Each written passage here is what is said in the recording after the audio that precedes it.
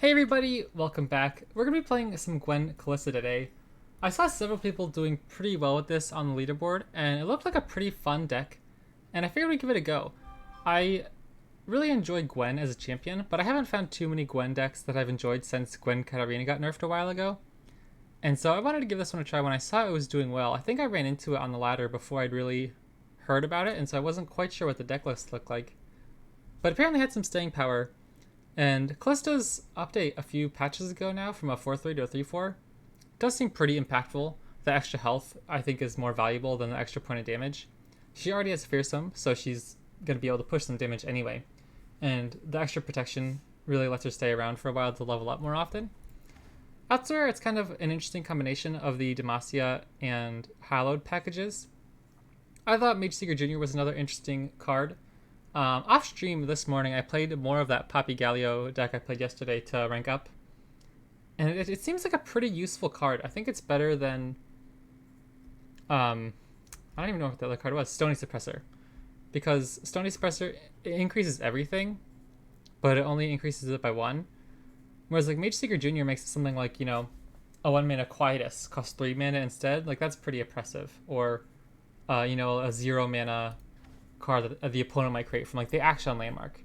It just seems like it's really taxing on the opponent while still being attached to a good unit stat line that Stony Suppressor doesn't have. So Mage Seeker Jr. is growing on me. At the top end, we have a lot of cards. I don't know if I want all this high end in a deck like this, but I think it's reasonable. 3 Captain Erica. The only concern I have with this is just it's hard to attack with her sometimes. She has Spell Shield, which is really nice. But in my experience, sometimes you just kind of have to leave Erica on the back line and sit around because you can't attack into some of their bigger units. 3 Genevieves, I really like. The scout attack is obviously fantastic with your Hallowed units. And with the champion strength, I think you can go 1 Genevieve attack, and that would get you a second rally as well, so you could kind of cheat around that a little bit. But the fact that she buffs up the whole board as well as being a challenger is pretty impressive. 3 champion strength are our rallies of choice. This is the list that I've seen doing really well, so we'll run this, but I also am curious if you should cut one of these to pop in something like a Restless Pursuit, because the mana investment for this is so heavy that sometimes if I'm playing against like an Ionia deck, I'd rather play a 4-mana rally, even if the effect isn't as strong, so you can try to like sneak around and deny, or if they have a deny, it's not as backbreaking. And then the Harrowing, obviously just a fantastic way to finish off the game if your opponent can clear your board. Otherwise, things in the early game are challengers from Demacia, blocking Badger Bear from Demacia. This guy's probably going to play a big part in our climb, as Zoe decks are everywhere. Yesterday, I didn't have a ton of success against some of the Zoe decks, but I went 2-0 against Zoe Diana and Zoe Samira this morning with the Poppy Galio deck.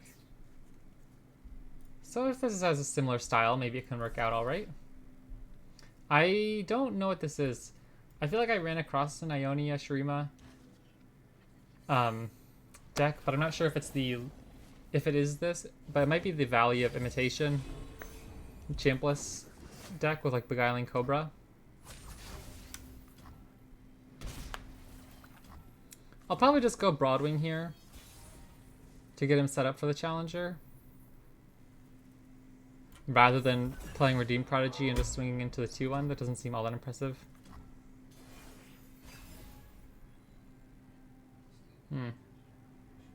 Kalista into Gwen. Is that any good?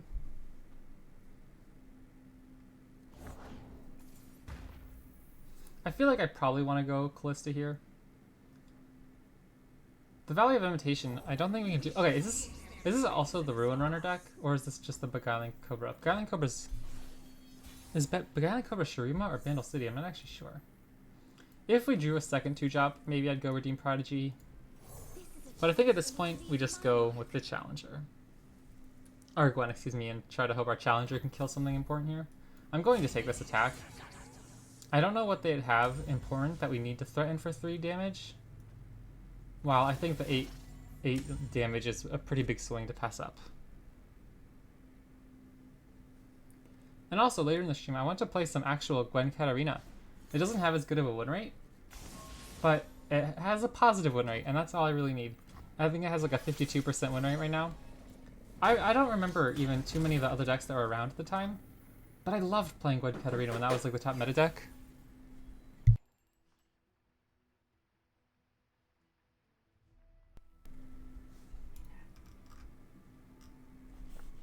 Again, I'm kind of willing to just tap out here. Scrutinizing Sergeant, go wide on board. Okay, well now I can just play a Mage Seeker Junior and try to chump block if they let me.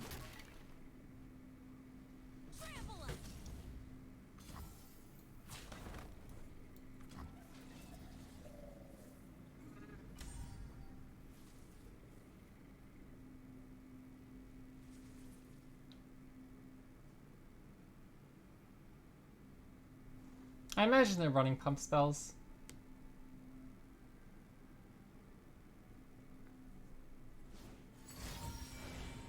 Okay. Probably not the worst thing in the world for us, though. Ever hear about the bad man who tried to catch the doll? He missed.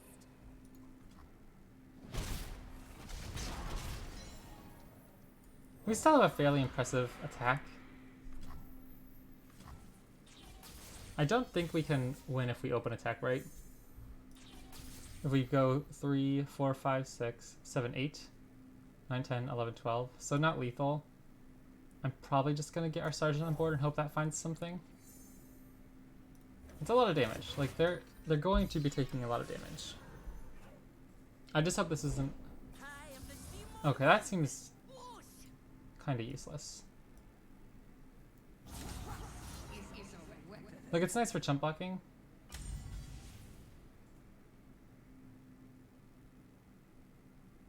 In that case, I wonder if I should leave this guy back as just a blocker. Just getting like this. What a joy.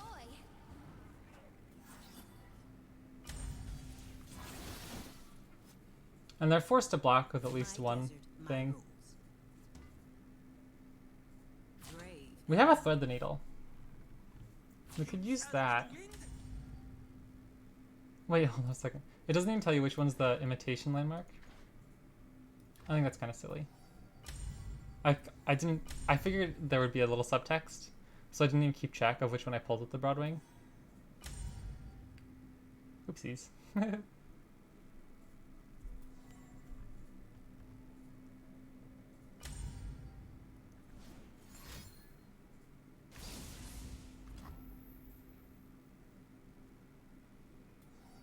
Do I ever just let this go? I don't think we should. Maybe I do this.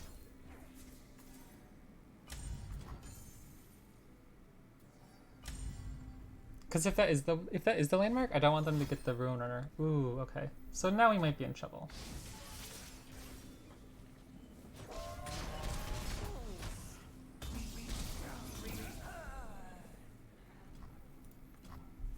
Because we can't rally this turn. And I don't think the Thread the Needle kills anything. That's so dumb. I find that very frustrating. Hold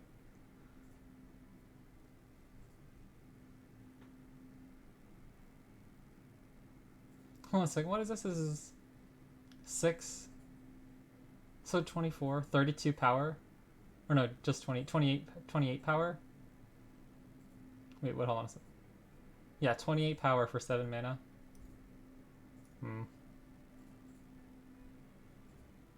Do we... I don't think we live here. I don't think there's anything we can do. What'd you just come into? Yeah. The Valley of Imitation combo. You play one Beguiling Cobra. Summons a full board of Cobras. And I don't think we can do anything here. We can take hits from a few of them. We're just left with like a Gwen.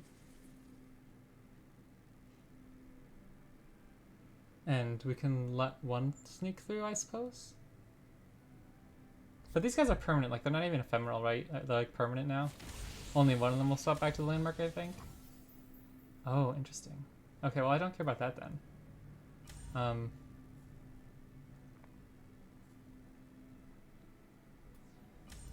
Cool. What do we do? Do we have any hallowed stacks? We have one hallowed stack. Give allies +4/+4 this round.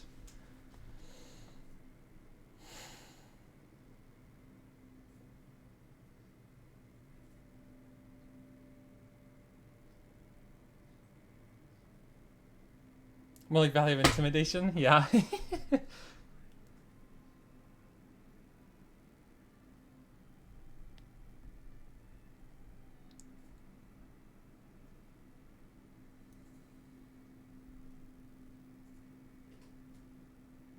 I don't know what I'm scared of. I don't think this guy makes a difference though, because he can't even attack into these. I'll just slam this and hope we can try to get some good trades. Okay.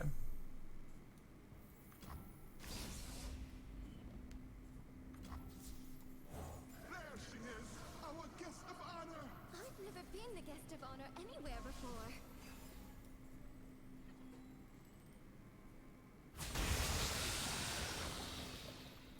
May I see your invite?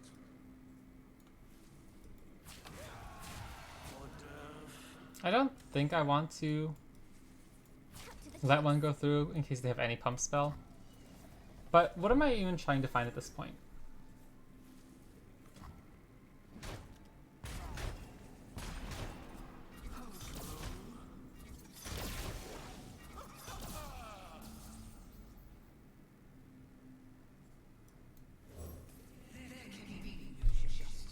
I'm not sure what our outs are. Maybe just top deck another champion strength. Sewing mends the soul. I don't know if that'd be enough though.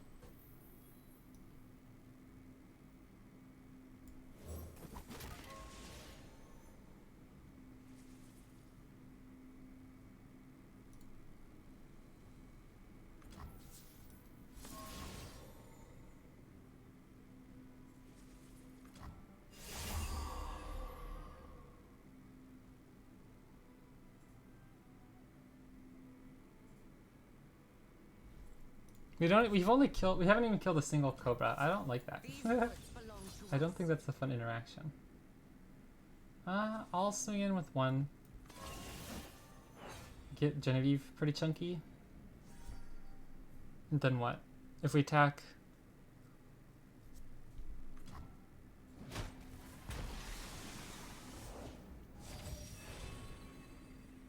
If we attack with Genevieve, she just dies. Is that worth anything? What the heck? It gets even bigger. Okay, so it looks like we're sort of dead. Which I find a little annoying. Hold nothing back. We can just go like this. Make them trade down their board a little bit. I don't know what I just don't know. We don't have a ton of interaction in our deck. We only run 3 copies of Champion Strength and 1 copy of the Harrowing are our only spells. So if they have another Cobra, again I don't even know which one's their actual landmark now, or if they even own the landmark anymore.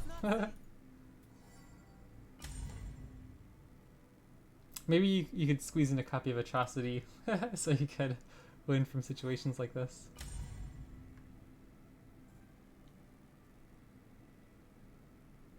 This one could use a trim. That guy's huge. Listen to me.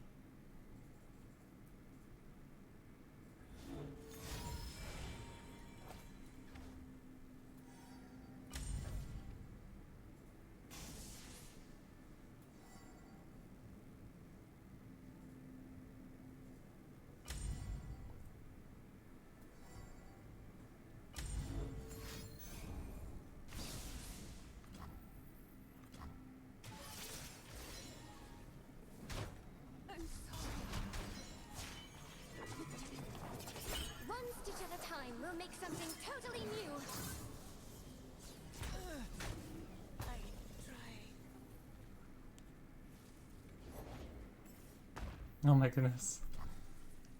So now if I top deck a unit, they get 2 units. So we might die to that. That's an out. Oh, are you kidding me? I think we win then though. Unless they have deny. Because now we just clog up the board. We let this guy sneak through, keep our Gwen alive. That was a crazy top deck.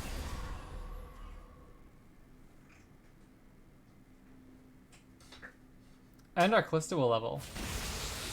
Okay, this is going pretty well.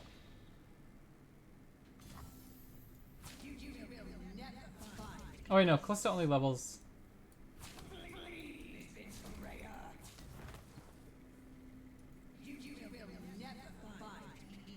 Yeah, we can't keep Kalista alive, but we keep Gwen alive, and then we win.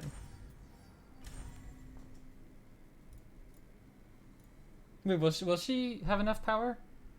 Will she have exactly enough power?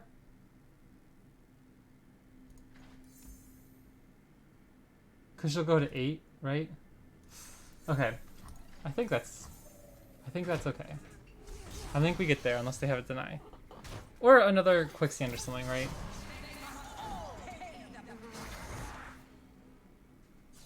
Because that would reduce her power. But there's a very good chance we win.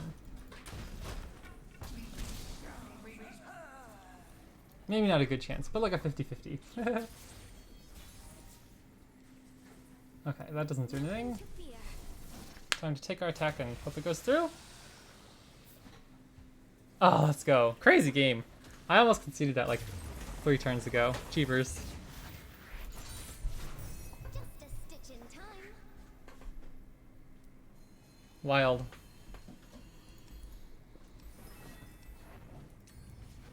Can't say I'm a fan of that deck. That's the kind of deck I really don't enjoy. It's very gimmicky, you know what I mean? Like, it just feels cheap. I don't like losing to stuff like that. I'd rather lose to my opponent in like a 30-minute Ionia, like, I don't know, Ariken and Mirror match. Like, heck yeah, I'll lose that any day and take my losses and tip the cap saying you got me. But something like that, where it's like turn 7, they just play 1 Cobra and get all 6 units at once. That's just not my thing. Like, it's funny. It's a cute interaction in that sense. But I don't enjoy it in the competitive sense. Where's my fair, balanced gameplay?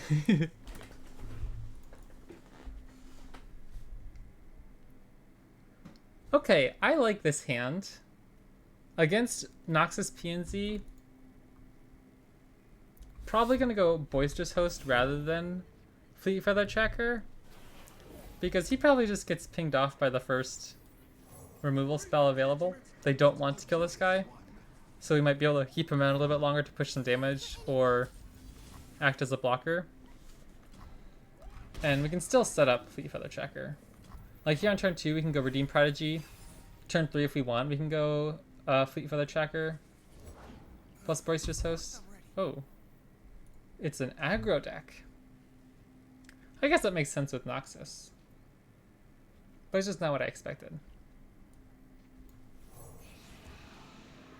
So I wonder if we should just go Kalista on turn 3. Don't mind me.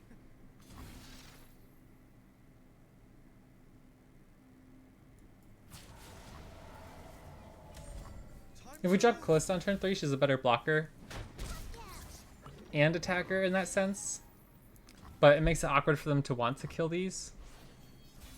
Whereas Fleet Feather Tracker still gets kind of roasted by any removal spell. Because they would certainly run something like at least Mystic shots, right? And is it worth the upside of just killing a Teemo? Since this isn't a hardcore Puff Caps deck, I don't know if I'm all that concerned.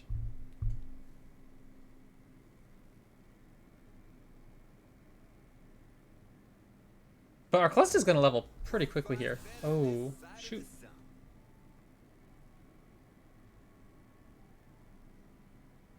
So do I attack like this?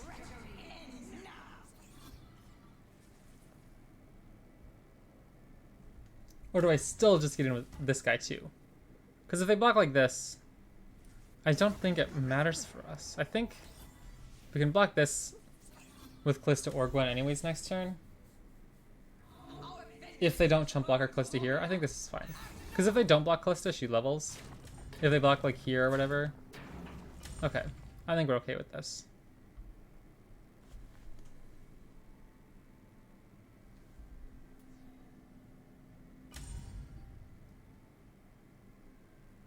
This is a very interesting way for them to slow down our damage. But it doesn't get rid of any of our units, right? Like, it buys them some time on turn 3.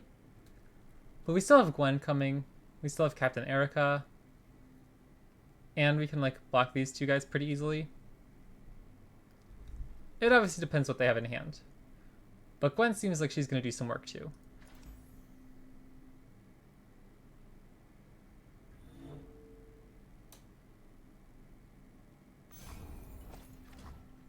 Yeah, they're still taking a ton of damage here.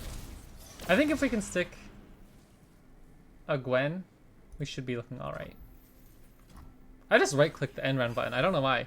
I just right-clicked it as if, like... Because I was thinking of opening the artwork. I don't know, that mentally just threw me through a loop. I'm like, why the heck did I just right-click that button? Anyways. I think I'm just going to play my 1-drop, 1-drop, 2-drop here. Because it helps us play more defensively this turn. Without running into, like, blocking with Gwen plus Mystic Shot. Because she's going to be very important for getting us life. And getting 3 units on the board is very nice, especially when our Kalista is going to level soon. A bit underdressed. We might just die to damage though, huh? I guess that's one concern. Now we give them a chance to stun if they run something like Pirouette. And we don't get the lifesteal. Make yourself right at home.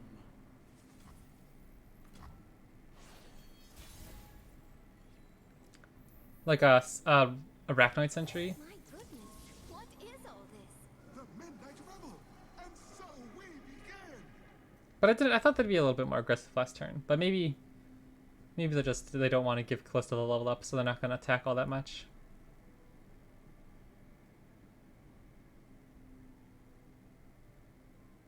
This is pretty decent for us, though. We can even just leave the Boisterous Host back as a blocker, because the Redeemed Prodigy guarantees Kalista's going to level up anyways and give us the 6th attacker at the same time, so... If they don't stun Gwen here, we go up to 12 HP. Next turn, we can try capturing something. Badger Bear's nice. Like, we have a very defensive hand here, too. If we can just stay above, like, 8 health. I don't want to go down to 8, but we just don't have the tools to stop them if they have, like... Oh, wow, they're just... I'm gonna be a little careful here. What if they have, like, a Death Lotus? That would suck. So I'll just get in like this.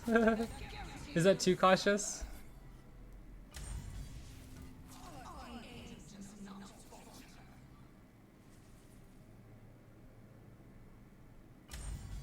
Maybe I'm being way overcautious here, but if they have a Death Lotus, we lose these 3 units, these 4 units for free or whatever. I'll just try to play defensive. We have 2 really good cards on board already.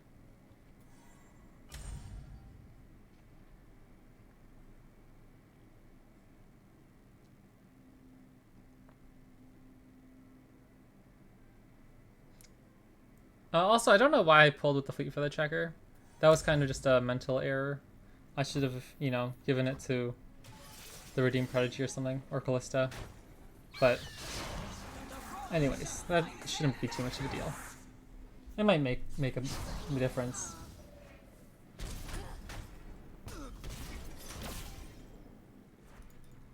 Hopefully not too much.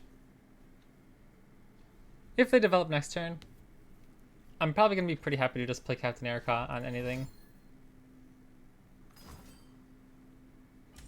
Oh no, are they already on the burn plan? That's not good. Wait, that cost 3 mana. What do they have cost Decimate there? If they're really on the burn plan already? Oh my gosh. Are they actually just going to double Decimate us?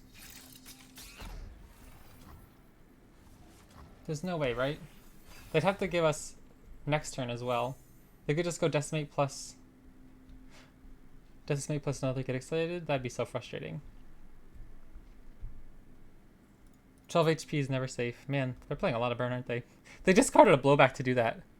Oh my gosh. Okay, I think we're in trouble.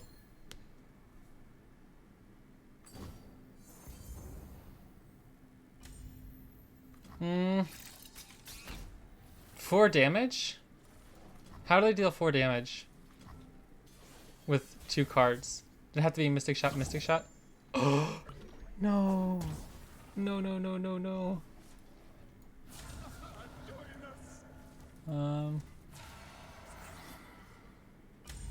Oh, okay, let's go. Wow, that was spooky.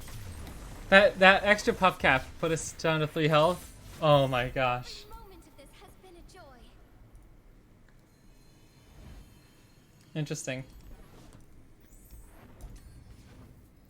See, I don't know what I think of this deck so far. It's so low on interaction. I feel like you could just sneak in like a copy of Vile Feast or 2 and like a copy of Sharpsight or 2 somewhere. I understand it's a little bit anti-synergistic then with Mage Seeker Jr. But maybe you don't need all 3 copies of Mage Seeker Jr. Because like sometimes it's nice to be able to interact with the other person's cards. I like this start a lot. This is a fantastic start for us.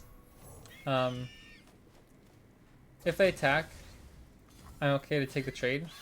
Because my goal next turn anyways is to just play Redeem Prodigy and pull it anyways so that our Redeem Prodigy can sneak in through an attack and live.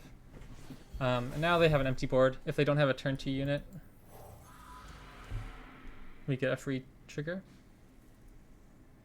Or like an Akshan they wouldn't want to block with, Samira they don't want to block with.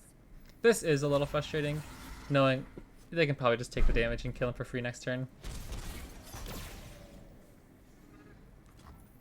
But they have 3 mana this turn. If they play the Flare, they're down to 2 mana. So maybe we just get to stick a Kalista as well. And, oh, that's actually not bad. I'm kind of okay with this.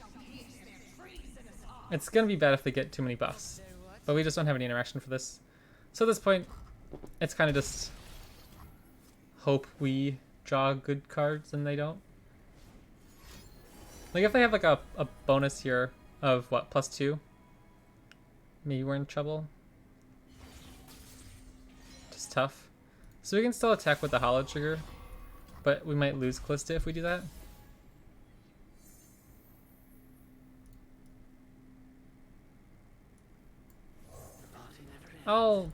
I'll leave Kalista back and try to see what we can do with her. I don't know what to do here. We could just level up Kalista. Don't know if that's the best play.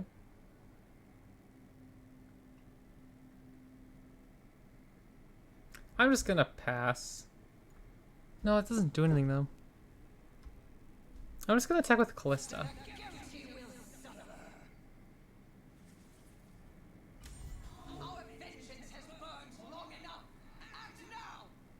This puts her to a 4/4. If we do this, she levels probably. Like then probably kill take the box.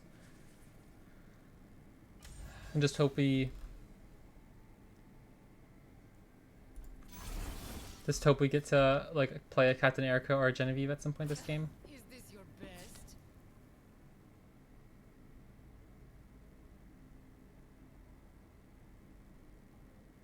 Because Momentous Choice is 2 mana, right? Like Shapestone I guess would do it. But this Kalista's dead next turn anyways. Yeah, like I'm much happier to get this trade.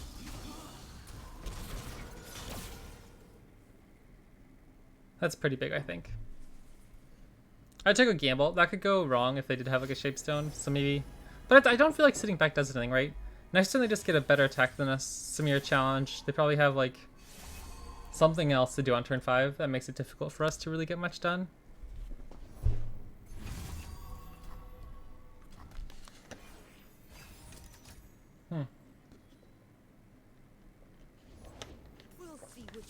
This is why I don't want to run triple Erica, triple Genevieve.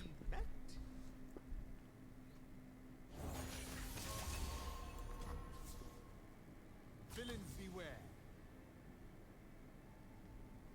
wipe it all. Refreshments. I need to buy some time because we're not playing enough units to catch up. That 6 health could maybe buy us a turn in the future. I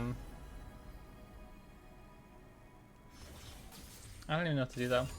Like they can just play Zalani now. I feel like this is not our game. We have drawn 5 cards that we haven't been able to play this early on. I don't even know if this is necessarily a tough matchup, but our draw was just bad. Yeah. I don't even think it's worth playing this out. I think we're kind of dead.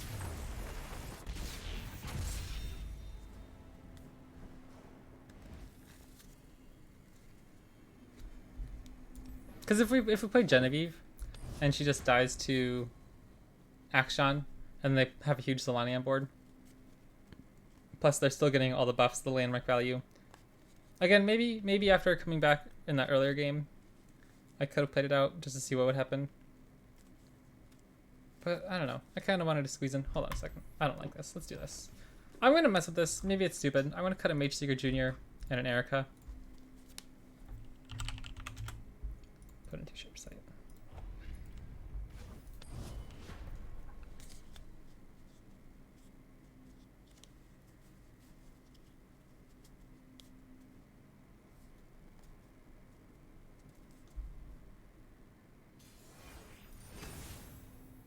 Ooh, Vi Viktor, okay.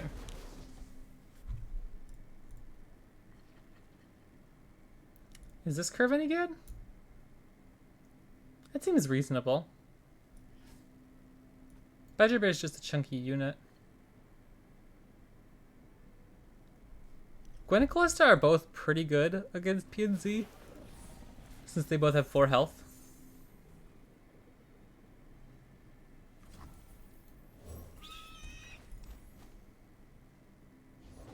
The sun rock got me good. Anything else?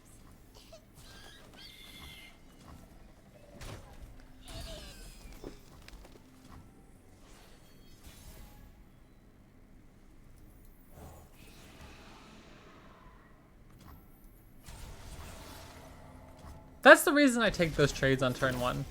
Being able to slip through a Redeem Prodigy attack and like have him not die to the Zana Urchin or anything is so good for us. Depending on what our opponent gets here. Fix anything with anything. I'll prove it. 3/3. Okay. Then I'll counter with a Badger Bear.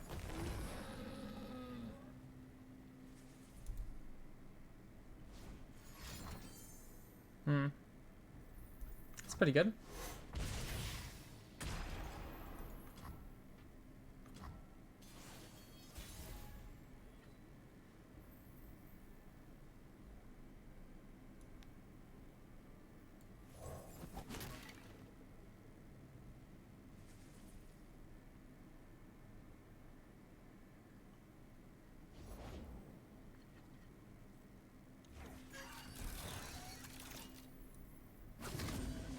Should I even take this attack? Because this guy can block here next turn or here. Like, they don't have a good attack next turn. And if I attack, they can take whichever block is best for them, given their hand, since they have more information about it, obviously.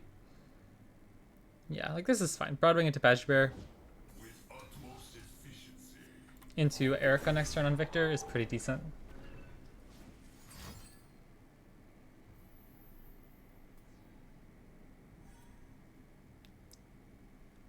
Oh, that's funny. They can't play their upgrade if they. Yeah, you know what? Let's go for it. That's actually hilarious. It really shuts down Viktor, huh? That's pretty good. And the next time we can go Erica onto Viktor.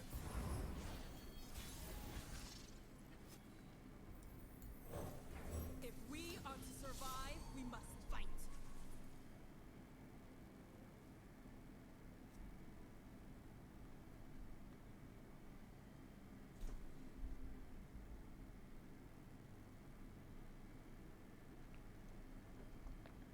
I'm going to be very cautious with my attacks here.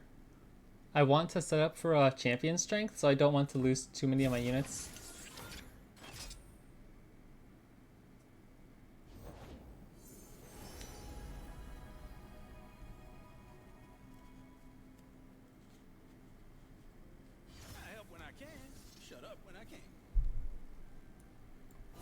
Like if I go like this, Enemies, take heed. I think this is reasonable.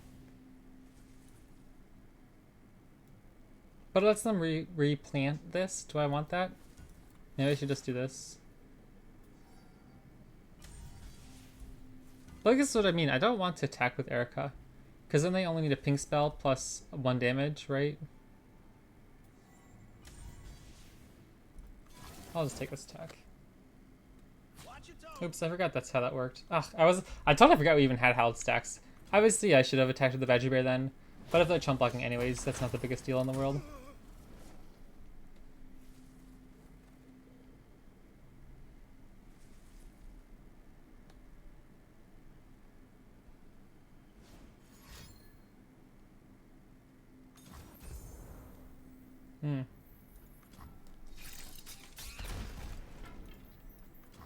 But see what I mean? Erica would be dead if they had like, if they blocked like any ping spell, Caustic Rift plus that Get Excited or whatever it is. And so I just think it makes it more difficult for them to kill her. And I don't want to give them a free Viktor.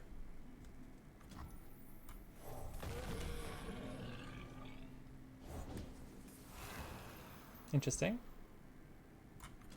I'll probably just play Genevieve next turn. Genevieve and keep up Sharp Sight rather than rip a Champion Strength. I think that's reasonable.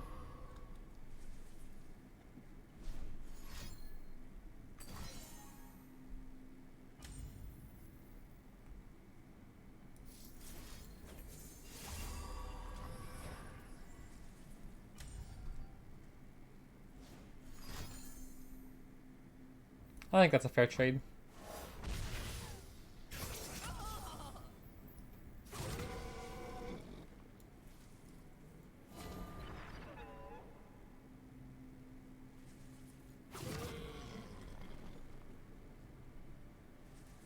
If I go like this, they probably can't kill Erica. Because he's dying no matter who he pulls.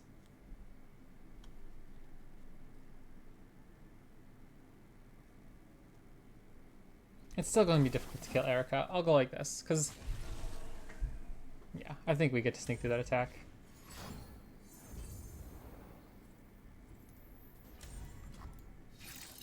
Ballistic Bot's a real card. It's slow, but like it's better than being able to discard the actual ignition and keep the Ballistic Bot around. Double Champion Strength, a little awkward, but I would like to think we can just top deck Champion Strength. Stands for vicious.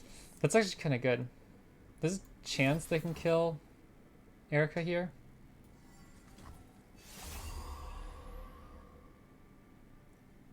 Headed in. Eat this. But next turn we just get to play Harrowing even if they do. Pretty good. They get Viktor back? Sure. But they lost Vi. They're kind of forced to take this block. The next turn we just play Harrowing. If they don't have a Ruination, we maybe win the game. That's pretty good. That stops any future Ericas. Alright, well let's see what we get here. That's actually really nice too. I really want to start destroying more units again, so that we can get another Champion Strength in the future. But this is going to be really, really difficult for them to deal with if they don't have Ruination. If they have Ruination, we get to push a lot of damage with Phantom Butler plus all the attacks here. We can try to kill Viktor with Genevieve. Okay, this is looking good. The Sharp Sight's made a big difference in this matchup, at least. How do I want to take this attack? Probably just spread out my damage, right? Their pride will cost them.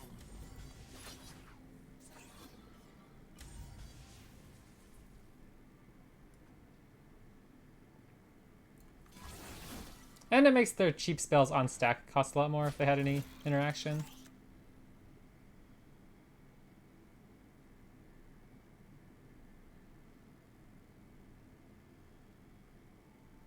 I guess we'd be representing lethal if we attacked with Badger Bear. Rather than the 2 damage unit here, that'd be the extra 3 damage. But like if they'd have a Mystic Shot or get excited, they could still win or still survive. So that's maybe an opportunity missed, but I imagine it doesn't hurt us here, but that's definitely, yeah. So we still would have pushed a little bit more damage.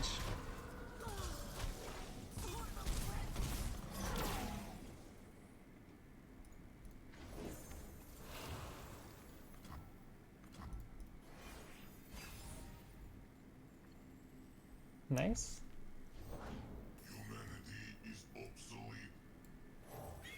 I think we. Oh no, maybe no. The Yeah, okay, they played it on the wrong unit. They played the pot of pain here. If they played it here, he would have gone up to 2 HP or 2 power. He would have gone up to fearsome blocking. Maybe it doesn't matter, depending on what this last card is. But anyways, I was thinking if they played it here, he would have become a fearsome blocker. Plus, if they had another way to play a created card in this card, this guy could have also become a fearsome blocker. But now they only have one card that can possibly be a fearsome blocker. Our Phantom Butler can just kill them. Ooh, okay. That's pretty interesting. We still get to take 2 favorable trades. And then probably just kill them on the open attack.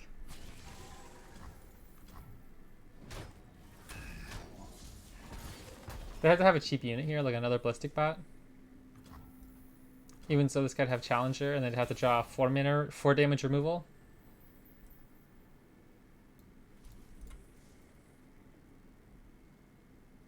I don't think they have an easy way to deal this. They have to have a Vengeance, whereas they only need a Mystic Shot to stop this.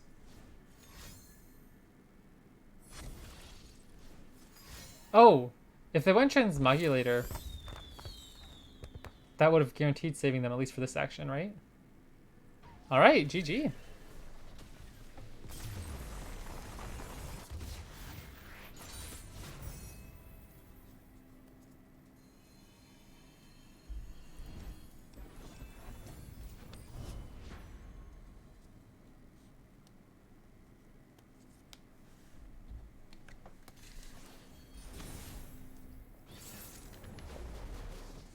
Zed Hecarim. Oh, I feel like I get beat down by this one a lot, and this does not seem like a good matchup. I'm gonna go Broadwing over Prodigy, hoping this can kill a Zed. That doesn't seem like it does anything though.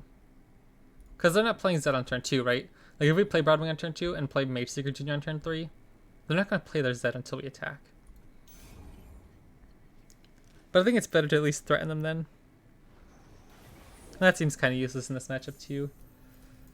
If they have to die. Oh, excuse me. Ah, I miss the hollowed cards so much. I'm so happy. I'm really excited to play Gwen Katarina. Even if it's gotten nerfed into the ground, it's still one heck of a fun deck.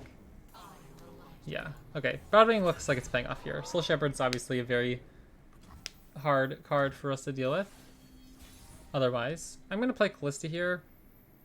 Is that better than Junior? Junior, like calling your kid Junior. Anyways, I think this is fine. I don't know if they have any good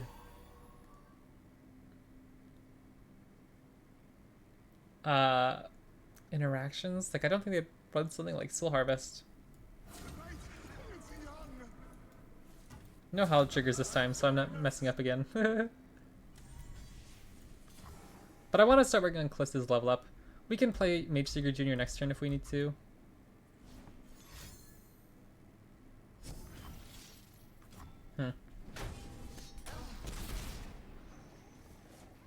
It's not bad. It's a lot of damage.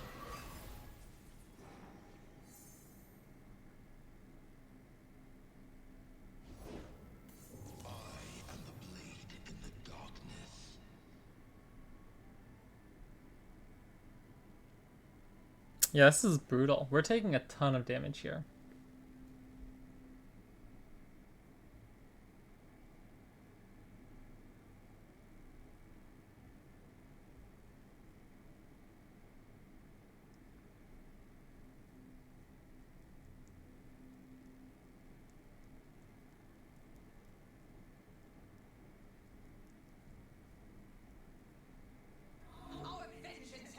Is it ever worth it to try to play a sharp sight?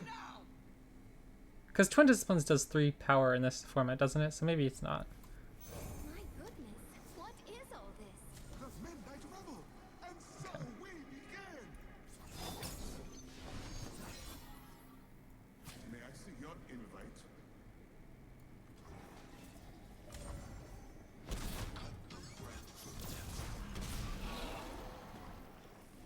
I'm a little worried about... They would have played this if they had the Dragonling attack card, right? So I'll play Badge Bear so we can keep up a sharp sight this turn. I don't think it'll be necessary. But we're also pushing a lot of damage this turn.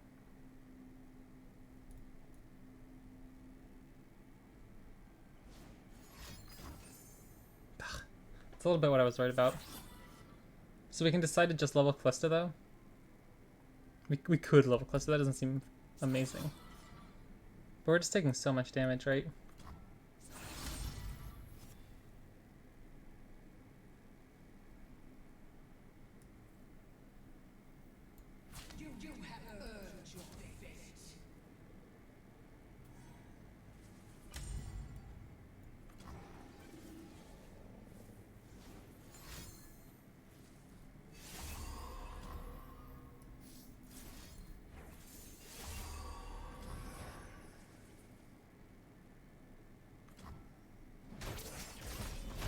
Our Gwen should level this turn because of that.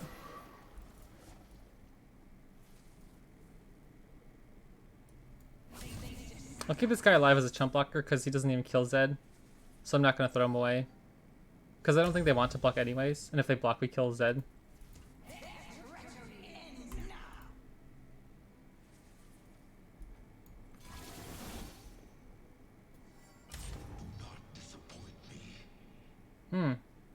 Interesting.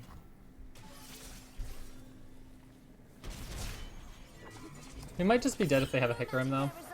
Mine will be stronger. But next turn, if they do play Hecarim, we can play Boisterous Host as a 1 chump blocker. That's about it. I don't got much else for you. Yeah, okay. No darkness, Can't no interact with that evil too all much. around. There she is, our guest of honor. I've never been the guest of honor anywhere before.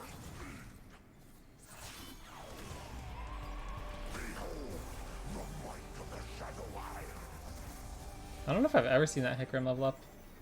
But this is also a ton of damage, by the way. And I think we're dead. I don't know. I'm so frustrated at myself. I don't even know what to do here. I don't feel like we played it that poorly. I could have... I think I was supposed to attack the Broadwing and the Soul Shepherd. We could have left that... I guess my mistake, if I was thinking about it in hindsight... A bit underdressed. If I was thinking about it in hindsight, we could have gone... Don't block with the Gwen or the Kalista on that one turn when they had the Dragonling attack. And instead try to use the Sharp Sight to kill Zed with the Broadwing we had. Now, do we win if we go Harrowing? If they have Deny, that doesn't do anything. Do we win if we go Mage Seeker Jr.? 3. So 5 damage. Plus 6, 7. Okay, I think we win. I think we win if we do this. And just open attack. Oh, oof, okay. I feel like I played that very poorly. I really struggle to figure out where was like the egregious error, but I don't think I played that right. I guess I was just supposed to really take my lumps and not block those Dragonlings, and maybe the game would have been a lot easier just if we kept our champions a little bit healthier without investing the Sharp Sight right then and there. But we got through it. We got the win. I don't feel like I deserved it though. I feel like that Zed Hecarim deck is so hit or miss though. Like it's either I get to play my Zed and Hecarim and just do my thing, like they almost did in that game, or like it's very rarely like a super grindy close game. I feel like it's either a super beatdown or not quite. Easy win. Yeah, I would disagree. I was certainly not feeling easy, but you know, we'll take the easy dubs when we can. I like this curve. It seems pretty decent into their deck. Lux Karma, man. Haven't seen that in a long time. I don't think Erica's all that impressive in this matchup. If we're playing her on turn 6, they're pretty close to getting enlightened anyways when the doubled spells would not even be phased by our Captain Erica's spell shield. But oh, hey Tundra, that's your first time chat too. Welcome to the chat. Thank you for popping in.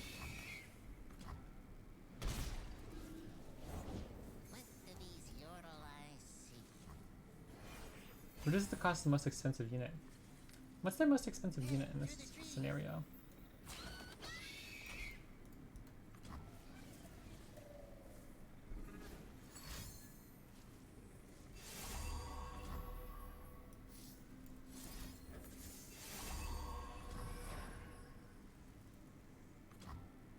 That's a little frustrating that they'll get another hit off of that. I'm gonna play my champs here. Just go like Kalista, Gwen, Sergeant. If only she could see me. I wonder what they're reducing. I'm a little worried about that they kept him alive for the extra hit. I'm willing to run our dude out there again and try to push the damage. Maybe that's silly, but I feel like we have a pretty good turn coming up soon with Sergeant on turn 5 and then on turn 6. Even if they have removal by then, we can redevelop pretty effectively. I don't know. I really want to take this attack. What are we trying to play around? Is this even good for us if we end the round?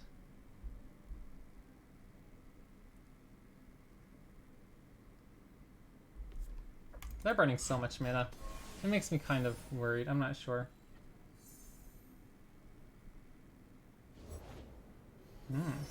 Well, that makes my Champion Strength look a little silly. We literally only run Champion Strength and Sharp Sight, and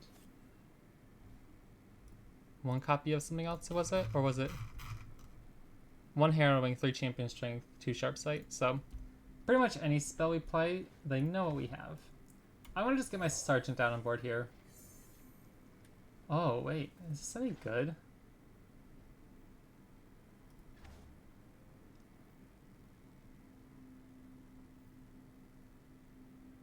I feel like it's actually kind of interesting. Because it's a lot of damage, and if they kill one, the other's still threatening them.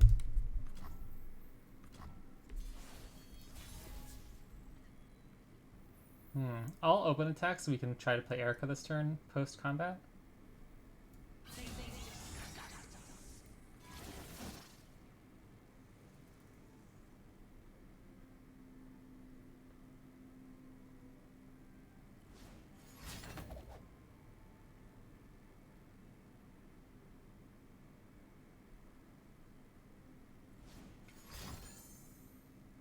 Whoa. That's aggressive. The one card in our deck that they can't check with Oracle. Not that they have the mana anyway. They're stunning Gwen?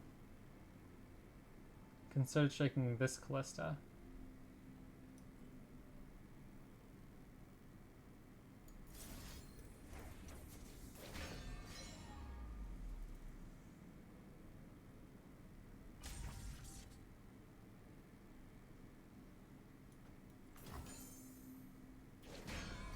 This is a weird board state. What the heck is going on here? They're gonna have some crazy weird cheap unit. But we have double Kalista. It's like, isn't this kind of like a mini Shadow Isle Sanaka? Like if they both level, it's actually kind of funny. I'll play Redeemed Prodigy. I'm not playing Champion Strength into their 1 mana deny.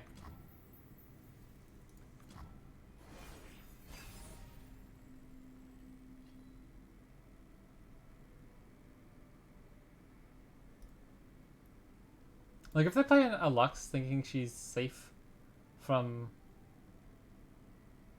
like, a concerted strike or something. Oh, it's actually so funny. haven't seen that card literally ever. So long since I've seen that. That's so funny. I think it's so funny. It doesn't even tell you that you can use the +3 or the +3/+0 or the +0/+3 on the card. I like that.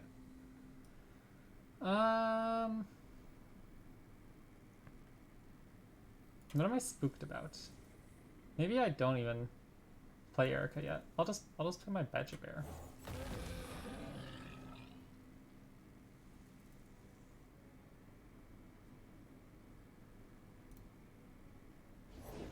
Let the light guide you.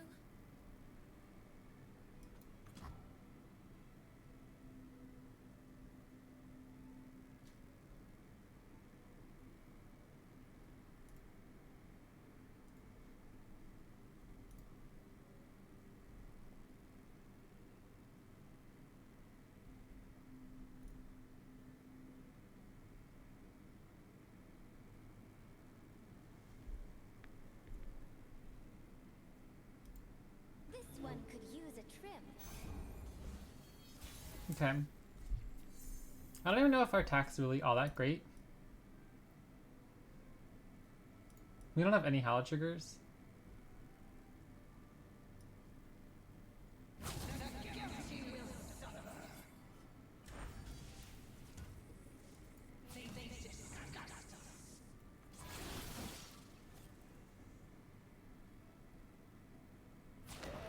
This is my choice.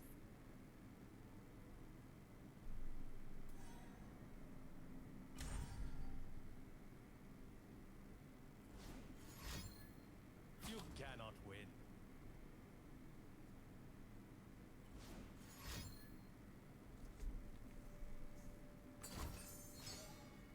That doesn't seem great for I've been us. hiding my light too long.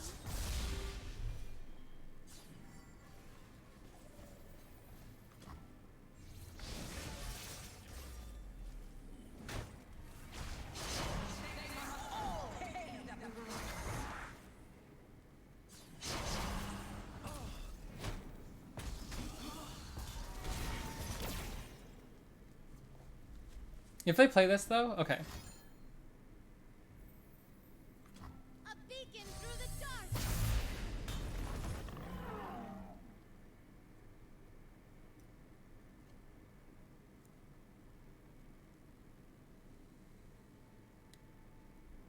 We can play Erica to capture Lux.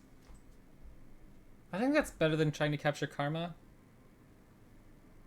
Because they're probably not going to play Karma until turn 10. And at that point, once the Captain Erica ability is on the stack, they only need one spell to go through the spell shield anyway. Another guest. Wonderful. One heart can shape the fate of a nation.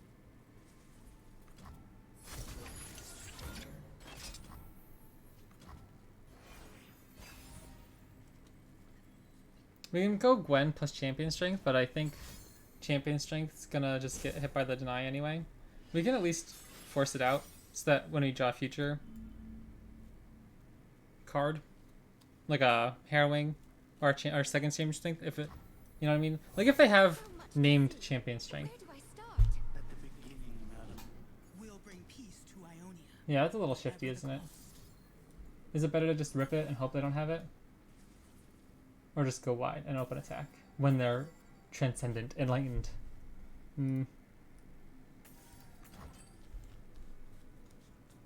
Almost all their interaction will be fast speed anyway, yeah. So developing next turn doesn't change too much.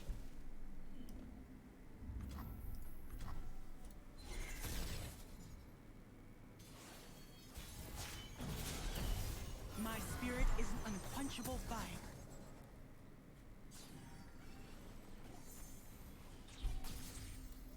First time, madam. I suppose it's rather novel. I should never tire of something so grand. Knowledge springs from many sources. I don't miss Karma.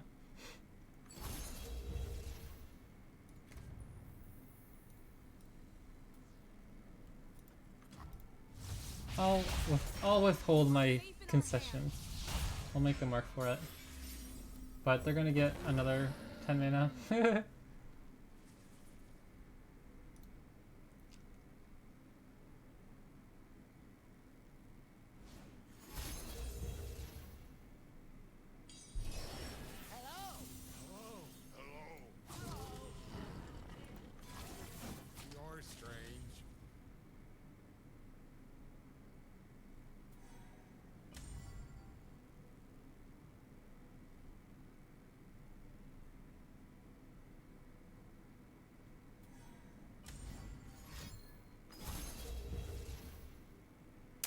I really wanted to use my Gwen Said the Needle to kill Karma. But it's either give them Karma or give them Lux. If they don't have any interaction anyway. Wait, they're using double single combat. Magical place. Time moves so Ah. quickly Oh here. no, it's because it's doubled. That's why I was thinking. Okay. Never mind, that doesn't change anything. Hmm.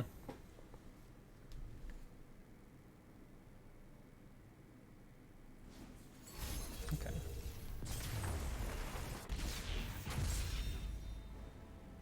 I truly did give it my all. Alright, let's try some Gwen Katarina. And it's a pretty similar list from what I saw to back in the old days. Some cards in here I haven't played in a while. Glimpse Beyond. But man, up here, Ruin Reckoner, Fallen Reckoner, Eternal Dancers? Those are cards. Oh man, I haven't played those in so long. Fallen Reckoner lost some significant power too, but that can't block is so important. And the free attack with the hollow triggers, Katarina rallies, oh my gosh. We even have like the Sentry Flock combos in like an aggro-ish mid-range deck. I'm down for that.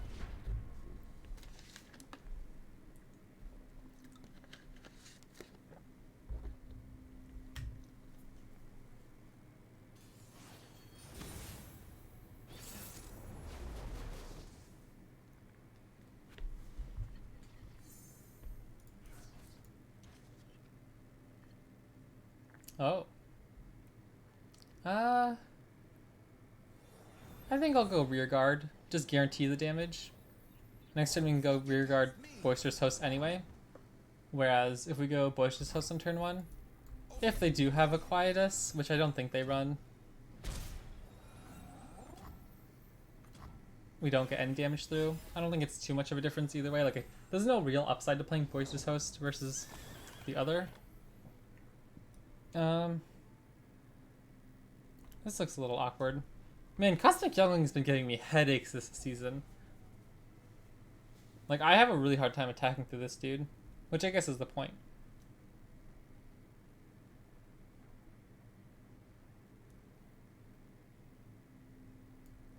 A brief engagement, but a joyous one.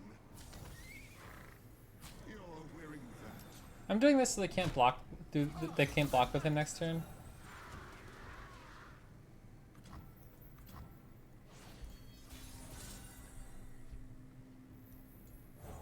That was an interesting draw, but we're kind of running out of cards. This is really bad for us. This is so bad for us. They have 2 younglings and we almost have no cards in hand. Like I don't think there's any way we're winning this. And it's turn 3 and I feel like we're out of it.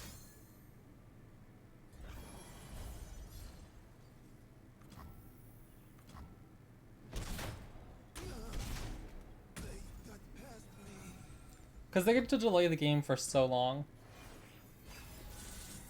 Like, they're essentially getting a guiding touch every upkeep. Not great.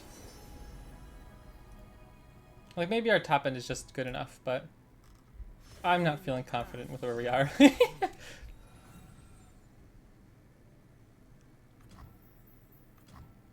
This at least gets rid of 1 Cosmic Youngling as a chump blocker.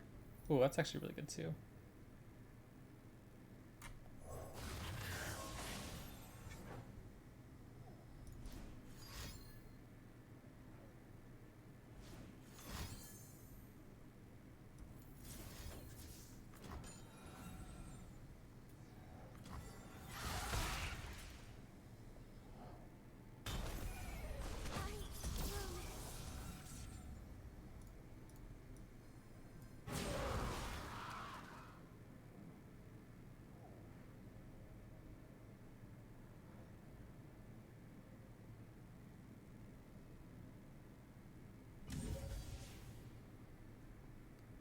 They take a lot of damage if they try to take the favorable trade.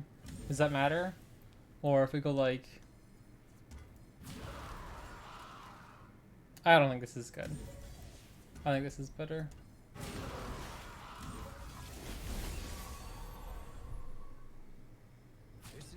wrong path.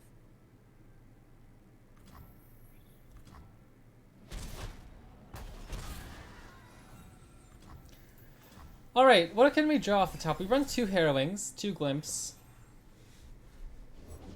I bear a message from. Oh, hey, what's I'm gonna use my stun here. I don't want to give them the free value. We still have so many good top decks that we need to use our mana for next turn. Like if we top deck Harrowing or Eternal Dancers, I can't play the Arachnoid Sentry. I'll pass.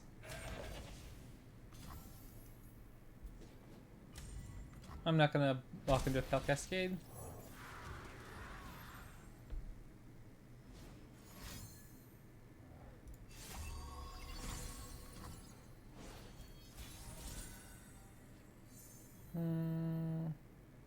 Is it worth it to develop for 1 fearsome attacker?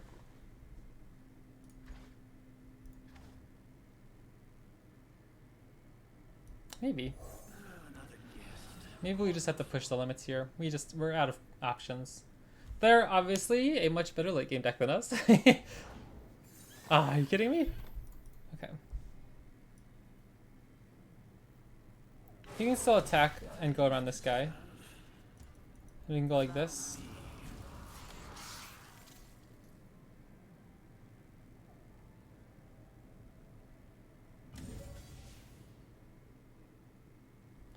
Maybe I don't even attack with this guy. He just walks into the Cosmic Youngling if we go like this.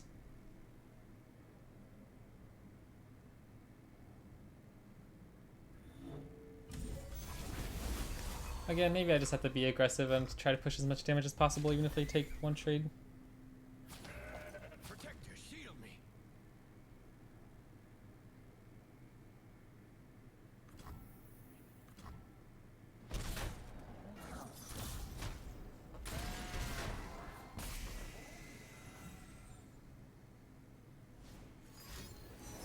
Okay, well that's pretty good for them. I was just gonna say at least we're delaying their Cosmic Call, but Celestial Trifecta will still do a pretty good job for them. Cards we want to draw. Ruin Reckoner? Noxian Fervor is a one of. Probably just Eternal Dancers or Ruin Reckoner would be the best. That's not it.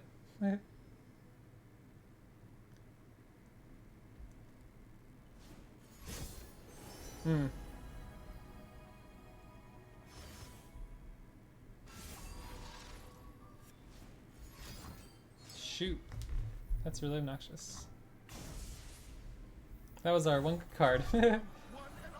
Now, yeah, we're just in hardcore top deck mode now.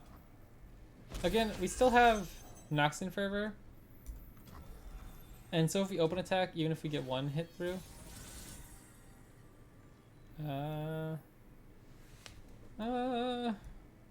I probably have to start with this, right? We're not winning if I open attack. Like chump block, take 2.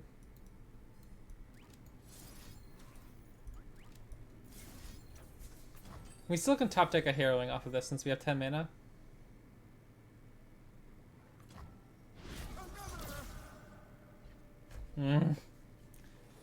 Vile Feast stops the Zoe, maybe? Oh, interesting.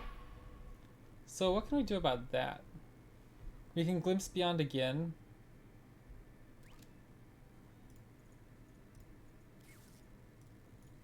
We can Glimpse to have 8 mana into Arachnoid Sentry something, right? Like Arachnoid Sentry Gwen or Arachnoid Sentry 1-drop. Are you kidding me? Are you kidding me? If that was what we got at the first one. Oh. Okay. Close game. Man.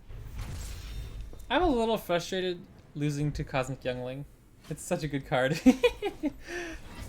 I don't even mind the Scourge. That's fine. I'm more upset. Like the half mana Scourge. No. It's the Cosmic Youngling.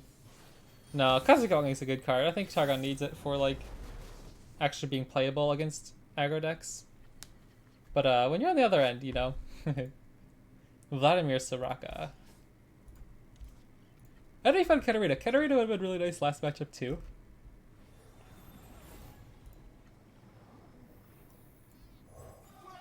I like this card. I love the aesthetic. It's so pretty. Come in, come in.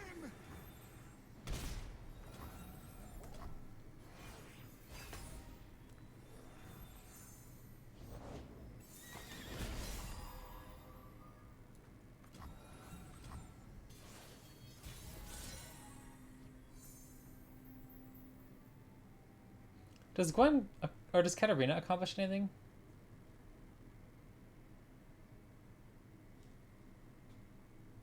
I don't think so.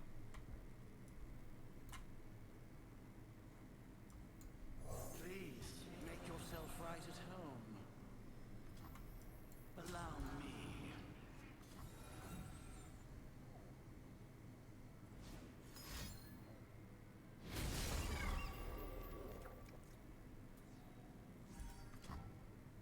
Well, that's me just not knowing what the heck Vladimir decks play.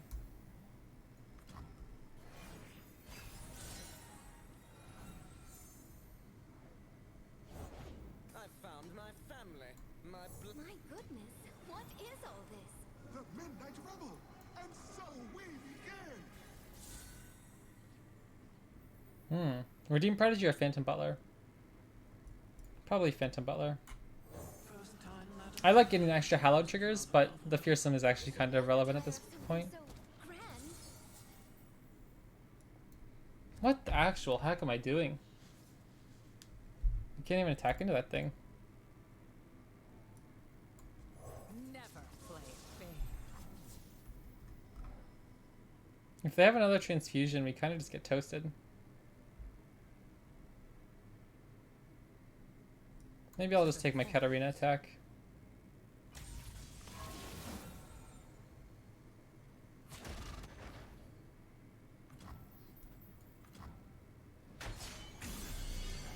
This gives them a little bit of extra damage on their units to help level up their Soraka or something.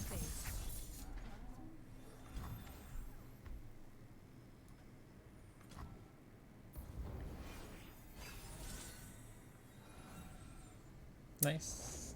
Aw, you're all so cute.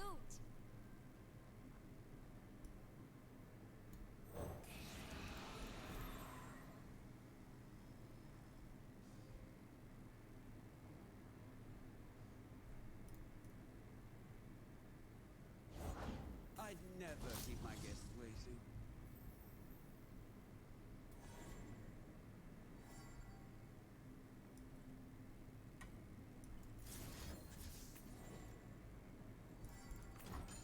Oops, shoot. He levels. Oh, I'm such. I'm Lord and Master. That was stupid of me. I thought I was gonna be able to flock him. I even saw the eye for like a half of a second, but I was distracted because I was looking at the rest of the board. Let the bloodshed begin. Let's see what they're made of. Let it flow. That's a heck of a lot of damage.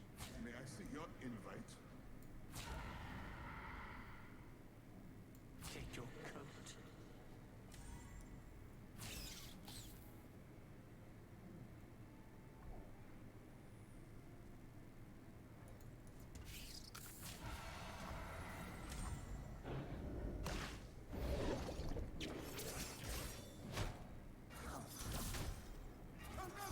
We have Eternal Dancers as our play next turn. I don't know if they'll have a great way to deal with that. I can flock here, and even if they heal him, yeah, we get to Blade's Edge afterwards. Okay.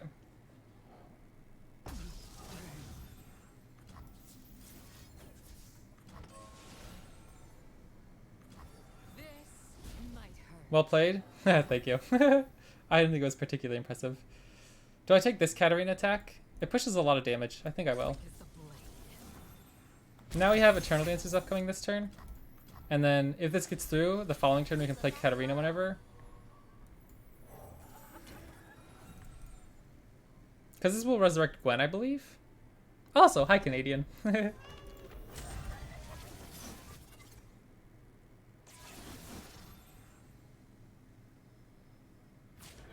we're at a point where we're really putting the pressure on them all of a sudden. they have to find answers for our units because we can rally whenever we want. And on our next big attack turn, we can just play harrowing if they kill our stuff. So if they can't go, okay, yeah, if they can't get their Star Spring flipped in like 2 turns, maybe we can finish off this damage because. Be grateful I even noticed. Oh, that's interesting. We're all family here.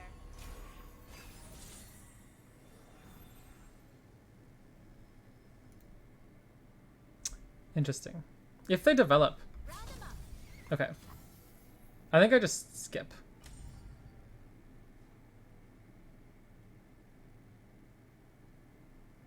Seven damage? How do they deal 7 damage?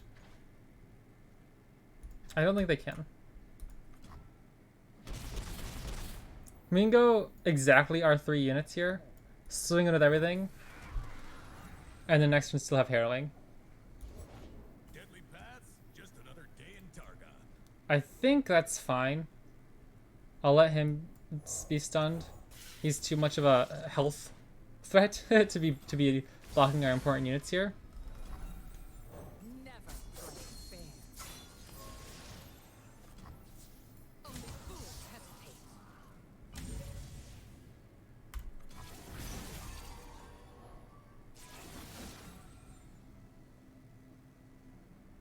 Man, I missed this deck.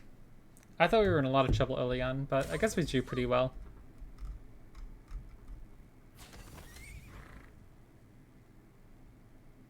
I'll react with the Blaze Edge here so that they don't have an opportunity to heal him. Like, since he's not damaged at the moment, they can't use like a, Let's see what you can do. I don't know, heal an ally. They have to just like do the normal stuff.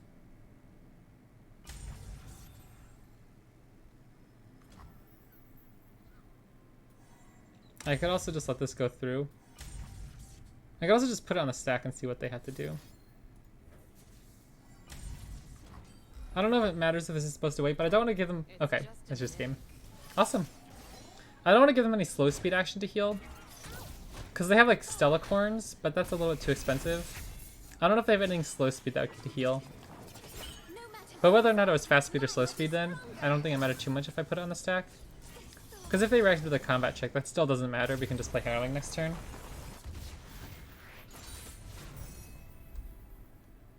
Man, I haven't played that deck in so long. Gwen Katarina. Heck yeah, I forgot I owned Soul Fighter Gwen. I was like, don't I have a skin for one of these?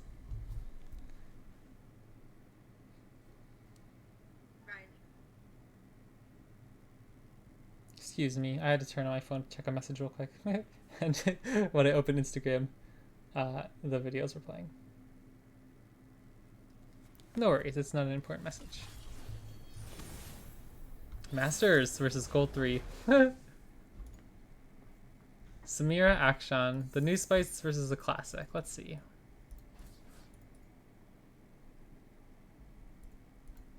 I kind of want to just rip off the band-aid and play one of the Nami or Lee Sin or Akshan decks like that soon. I don't feel like I'd sequence anything properly, but they look like a lot of fun, and I kind of want to give them a try.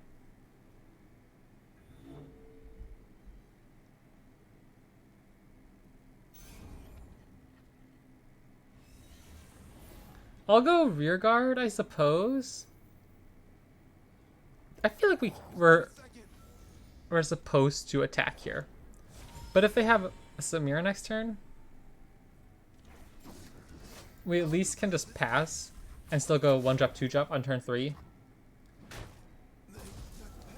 But if they had Samira, say they didn't play Forsaken Bakai. If we play Legion Rearguard and then they have Samira, like, is it really the... Okay. Pigeon Pigeon or Phantom Butler. I don't know if it particularly matters. But Crimson Pigeon plus Pigeon means we're taking more actions on this turn when they can't do anything anyways. And so like this upcoming turn, I want to give them as few actions as possible. So like 1 unit played. Now they have 1 slow speed action before we attack.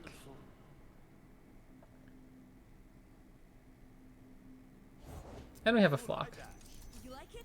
I mean, shut up and fight. Allow me. Is this reasonable? If they take the easy trade, I don't think that matters too much for us.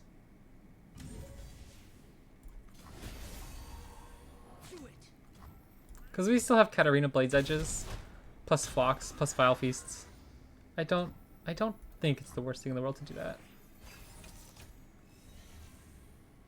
I excel at making heads turn and roll.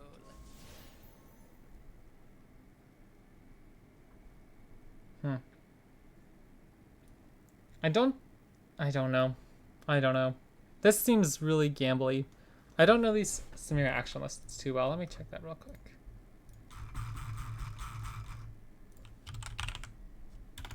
Samira Akshan. Whoa, 61% win rate. Holy smokes.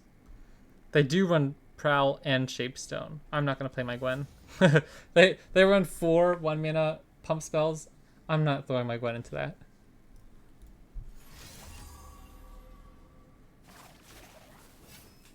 No problem. Take everything. Yes, I will take this happily.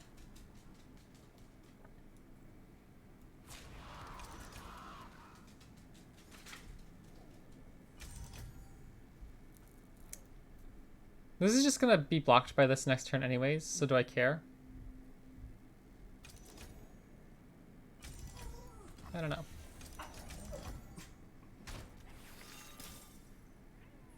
I don't know if I want to use a flock there. Maybe I should. Maybe I should just keep our pigeon alive. What a strange, wonderful world.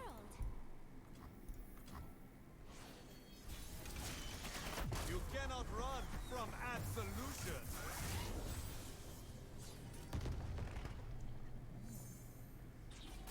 I shall need my tools.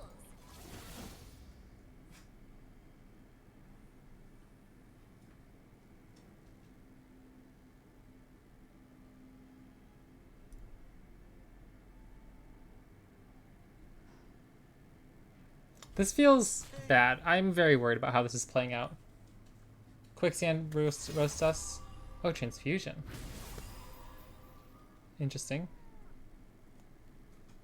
Transfusion. They do run a copy transfusion. It seems like an odd pump spell to run.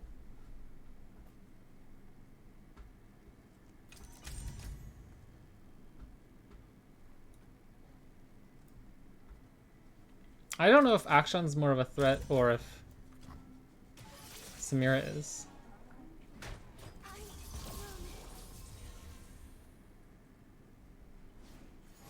I think Samira. Because the challenge is just so brutal in these kind of mirror matches. Not mirror match, obviously, but like mid-range matchups. Aggro-ish, whatever they are. Like Desert Duel makes this look a lot worse. I guess I should Akshan then. But they're going to level Samira and have another pump spell for Gwen, almost certainly, right? And this at least forces them to have a Desert Duel rather, or something like that, a grappling hook, rather than simply the flare. I don't know. I'm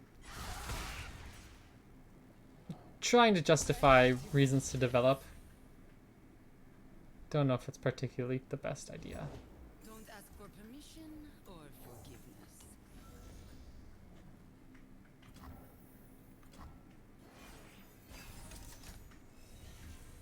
That's a fantastic card. We can play that next turn if we... That's exactly what I was worried about. I guess we just play Ruined Reckoner. Force them to attack right here. They can kill our Samira, but then we can just attack for free with the Ruined Reckoner for 6. Then next turn just slam a Harrowing and hope they don't have a right negation. They do run 2 right negations. That seems a little iffy, to be honest. I don't know. I think this is probably just the better deck, which would make sense. But I also could have done a few things slightly different early on. Every fighter falls.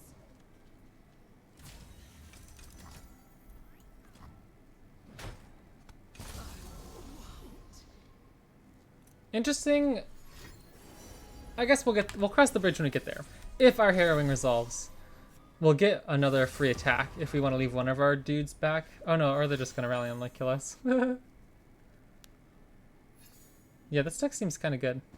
I like it. We live in Oh my hallowed goodness. times. Oh my goodness, they're insane. Are they just killing us? Oh no, they don't rally. I don't know. Never mind. I thought Samira rallied on level up, but that's not right. So maybe we're okay. We'll have 3 hollow triggers as well. Or maybe they can just rally. What?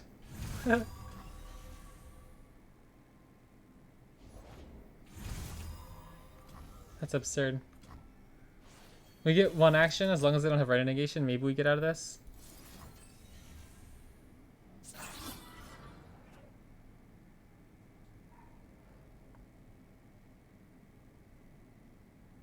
Okay.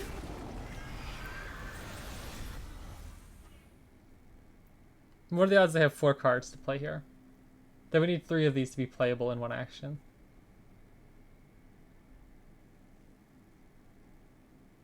So I think...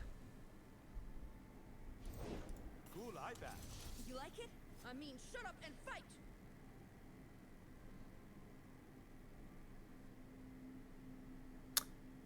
There's no way for us to level Gwen here, right? Is it ever worth it to keep 1 Gwen back on the first attack? I don't think so. Because they're just going to have their rally, their own rally probably, right? And we would just be forced to chump block with her almost. This way might force them to chump block, so I'll just get in with everything. What a magical place. Time moves so In that case, do I want to make the fearsome? I don't know if the keywords matter here. I'll just make this dude super chunky as heck. I'll do better this time.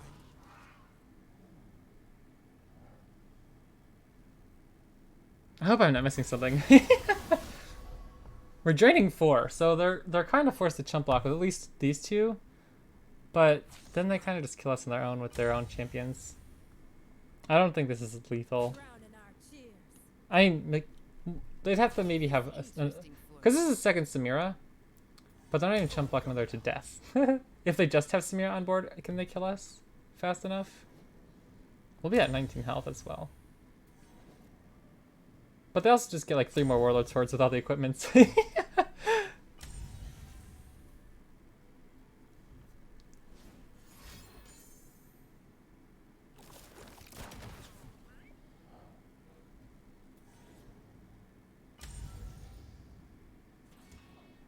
a shame. Oh. Yeah, that's bad.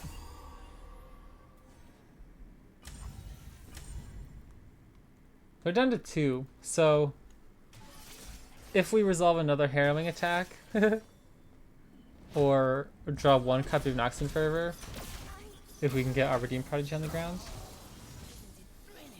Wait, no, they're just gonna kill us because everything gets so huge from the Dark Enthralls. These are gonna be 3/3s, and Samira's gonna be 7. They're gonna get double flare this turn. I think we're in trouble. Obviously, then they just have their open attack next turn. So I'm pretty sure it's game over. I'll let them play it out. I'm looking through their list. They run 1 copy of Shards or Sands of Time. That's pretty cool. Well, not their specific list, but if this is just the highest win rate deck list that they're playing. Triple Grappling Hook in the main deck. No Desert Dwell. Some must run Desert Dwell.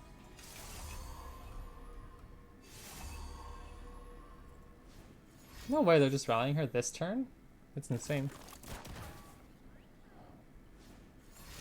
Oh my goodness. I thought they were gonna have to kill us in the next turn. That's insane. Blink and you'll miss me. Try to keep up. I feel like my gameplay was a little convoluted back here. In the early parts, what could we have done differently? I feel like we played alright around that Samira. Our opponent did take the attack on the Phantom Butler.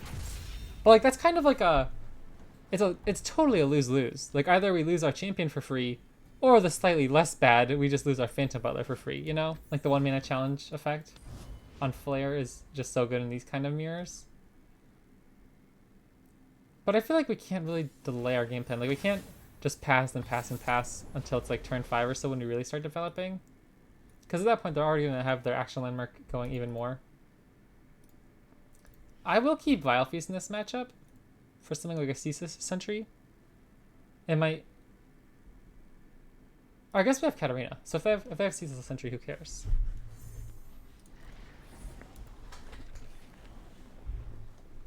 I was thinking we could use that as a way to help push extra damage by letting like a Legion Rearguard hit rather than trading into the Sentry. But I think this is fine because now if they have a Sentry, we can just attack with the Fearsome. Okay. Now, do I take this attack and put him prone to another Vile Feast? I guess that's fine. I don't know if it really matters. I can just pass. I'll probably end up playing a Katarina at some point that can kill it.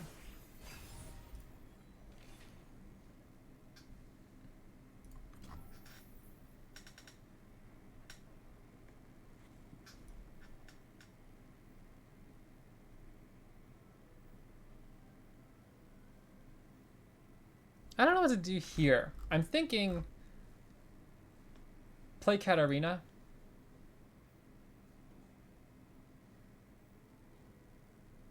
We can open attack and then play Rune Reckoner as a free attack on itself afterwards. Or we can develop if we want to, just to get sneak through 2 attacks with it, because I might not be able to kill it very easily. But I haven't seen many lists running things like Quietus. Especially these Targon lists rely a lot more on like the Targon parts of the list. I haven't seen too much Thresh Aesol actually. Would you guys like me to play some Thresh Aesol at some point? I don't know if I've ever played that too much. Whoa, discarding a Vengeance. Holy smokes. Oh, that's pretty brutal. Wow, that stinks. I don't know if I was supposed to play around that or not.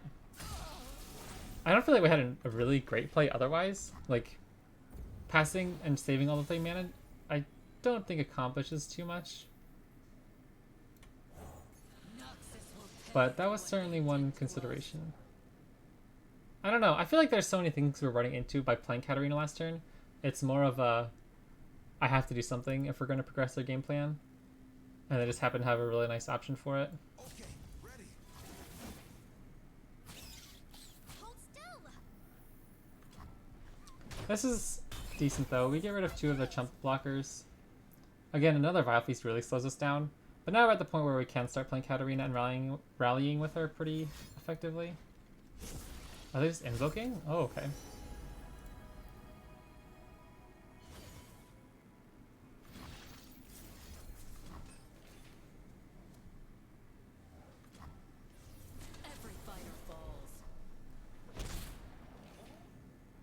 I'd like to see them play something this turn that's not Thresh.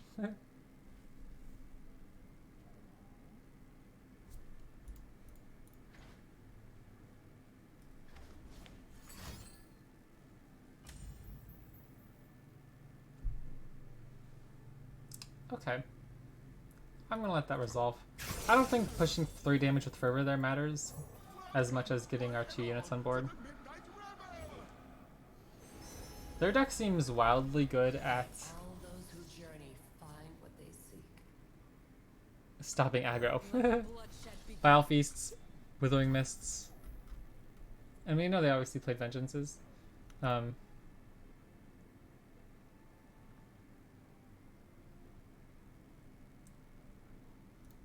We have 1 Hallow Trigger. But I might just make sure this guy can't block. I'll just play Fallen Reckoner next turn. So I'm not going to go like the Blade's Edge here so that we can attack into it with our Hallowed buff onto these 2. Instead I'll just do this. Tempo! Man, I missed that card. It's so nasty that you get another Risen Reckoner too. Because this guy, in the late game, you have like 4, 5, 6 Hallowed stacks, and he makes your opponent, who probably only has a few units left at this point, can't chump block him very easily. He's overwhelmed. Like, such a pain. Very cool card. Ooh, that's pretty good too. Very costly. I'm not done.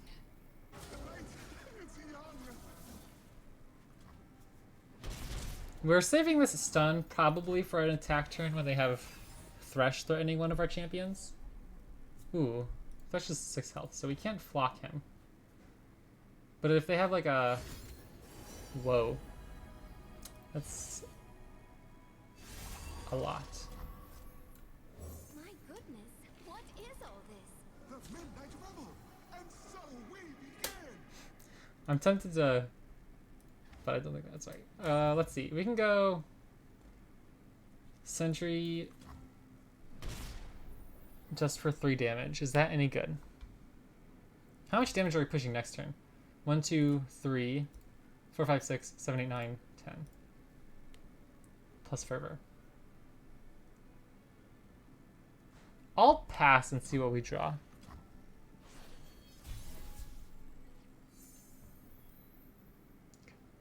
I'm gonna risk it. They have Cosmic Call. But if they play something like Grand? Fangs, okay. We can stun him. Make them do something else. And we still have Fervor. And now we actually have lethal on board. And they only have 4 mana, so they can't play... They could play like a... Okay, I think that's fine. Now I'll just swing in. And I will go... Fearsome, maybe? I don't think I like that. I think I'm gonna go Overwhelm. It kind of like guarantees the damage. Whereas if I put it on the Fearsome unit, if they top decked a Vile Feast, we would lose that extra damage trigger. So I'll just go like this. And now Gwen's the most threatening thing they could actually block. We're pushing 4, 9, 10, 11, 14. Plus Fervor. I think we got it.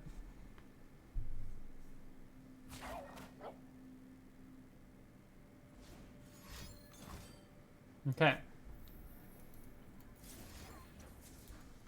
1 mana left. I don't think they can do anything. Alright, GG.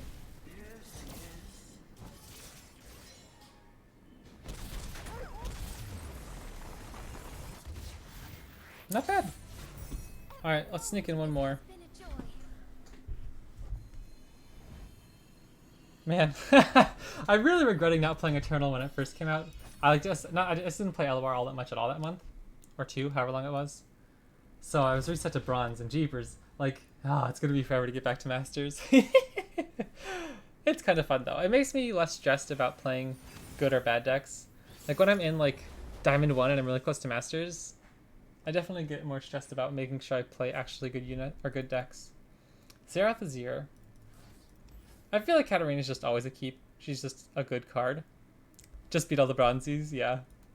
But we see we're matching up with Masters players, you know. So they still see the hidden MMR or whatever. Katarina kind of feels awkward. Wow, this hand is really slow. I don't like that. Sundisk is my arch enemy. I do not beat Sundisks. And with hands like this, it might be a little difficult. It seems very slow. And I don't think we can have a... Again, we've won several... Hey, Resbear, thank you for the follow. I appreciate it.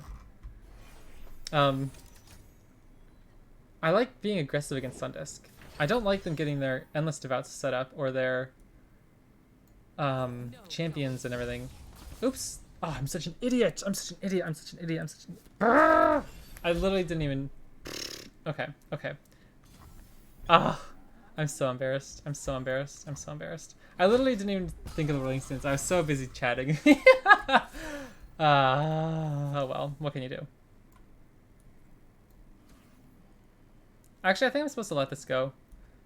Because, next turn, I don't want to give them a good target for Right There Arcane to kill our new Katarina. Brutal, man. I totally just threw that. Yeah, I was busy talking about why I always lose to Sundisk, and it's because I do stuff like that. Anyway, my point was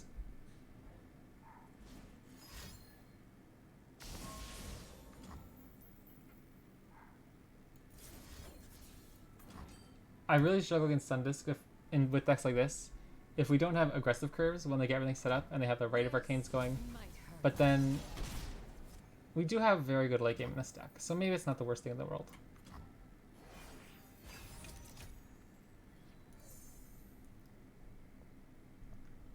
Ooh, interesting, interesting. I might go Gwen. Keep up a glimpse. Does this still resolve? It does. Okay. That's fine. Next turn we can, I'm not done. Okay, good. I actually wanted one drops here. Sorry, okay, I've totally been missing your guys' chat. I've been trying to, like, actually not throw, and so I've been looking away from chat as well. I'm gonna play Gwen here. I don't think they have a great way to kill her. What is all this? The Midnight Rebel, and so we begin. Unless they blank right a negation, but that'd be fine. Or right of the arcane. I found out recently that playing and talking to chat is tough. Been getting used to it. Yeah. Okay, so they just burn a mana gem then. I guess that's fine. That slows them down a little bit. And anyways, how goes the climb? Pretty well. Yeah, I don't know if you heard this, Raspberry. I didn't play Eternal too much that first season it came out, so my rank was all the way reset to bronze. So I've been grinding, you know. But it's been really fun, actually. I've had a lot of fun in decks.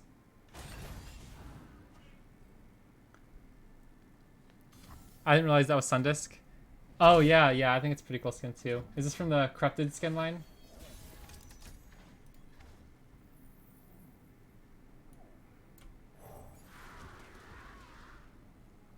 I'm going to open and develop a pigeon here, so we can try to get him with Fallen Reckoner. Nobody's pulling your tail while I'm around. Change of plans. This also left us the option to go Katarina, number 3, No going back.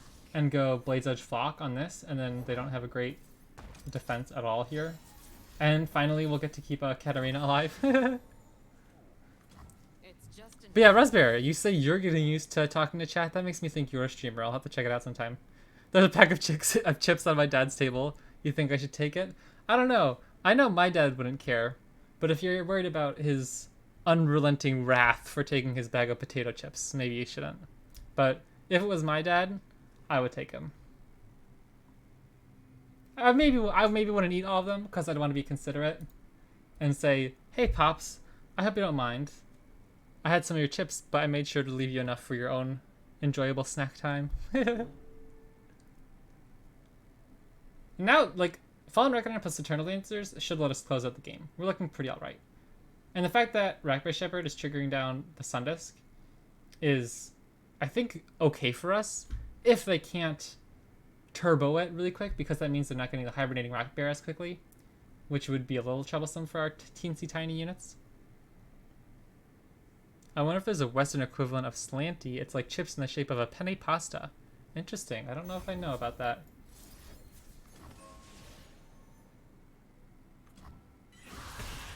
Sorry, that sounded like, oh, I don't know if I know about that, as if I wouldn't want to try it. I don't know if I know about that being a thing.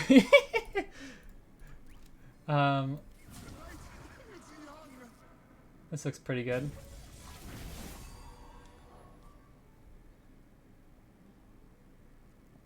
We can just play Katarina and next turn keep up Fervor, which seems really good. They're my friends.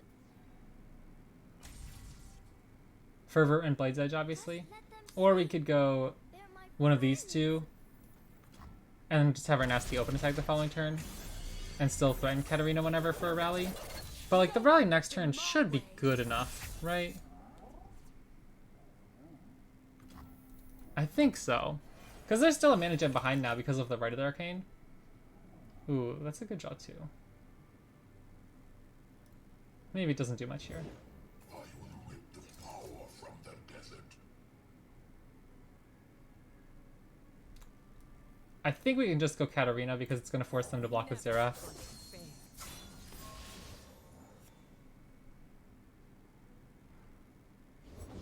The oasis of the dawn flows again. Okay, that shouldn't matter too much. This might hurt. I missed this deck so much. This was probably my most played deck for like months at a time when it was really good. I love this deck so much. It was the first deck in a long time where I felt like I was actually kind of decent with it.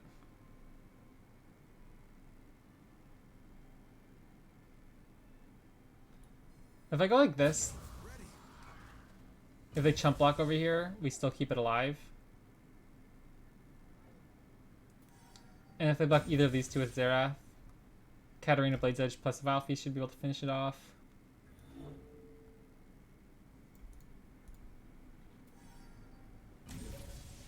I think Fervor just kills them this turn, so I'm not going to use Vile Feast as a way to get an extra 1/1 attacker.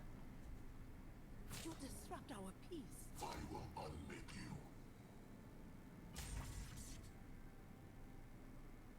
Not in my city. You disrupt our peace. Fool. Not in my city. All right, good game.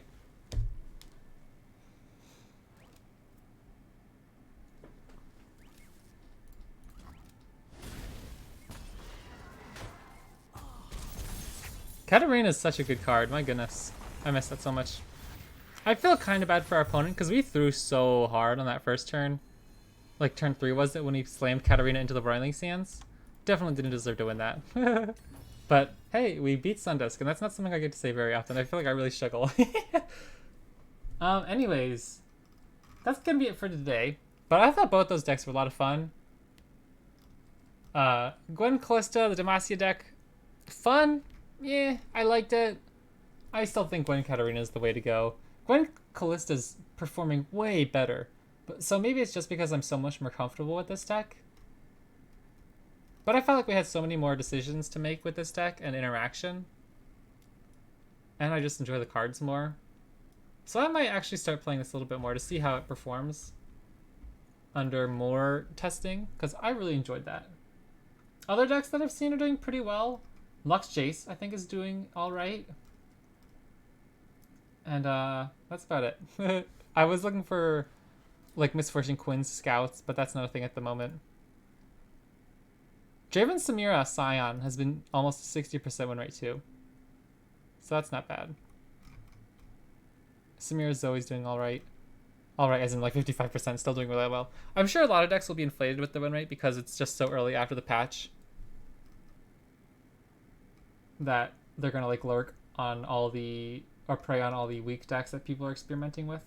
Like Annie Jin's at a 58% win rate because it's just such an aggressive deck that punishes any bad deck so hard, right? Like a lot of these Targon decks, I'm sure, kind of just get roasted in some games, right? You're never gonna be able to take the time to play an 8-mana Cosmic Call. They're just gonna kill you by the time you do that.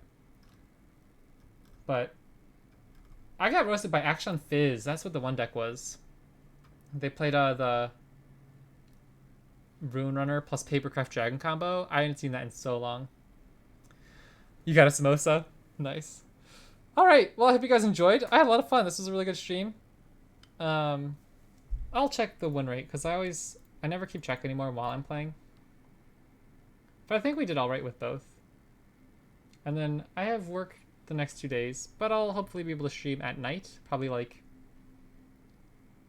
probably start streaming sometime around 6 p.m. Eastern to 8 p.m. Eastern, sometime in that time area. So we went 4-2 with Gwen Kalista. 3-2 with Gwen Katarina. Not bad. Alright. Thank you so much, everybody. I'll see you around. Have a good one.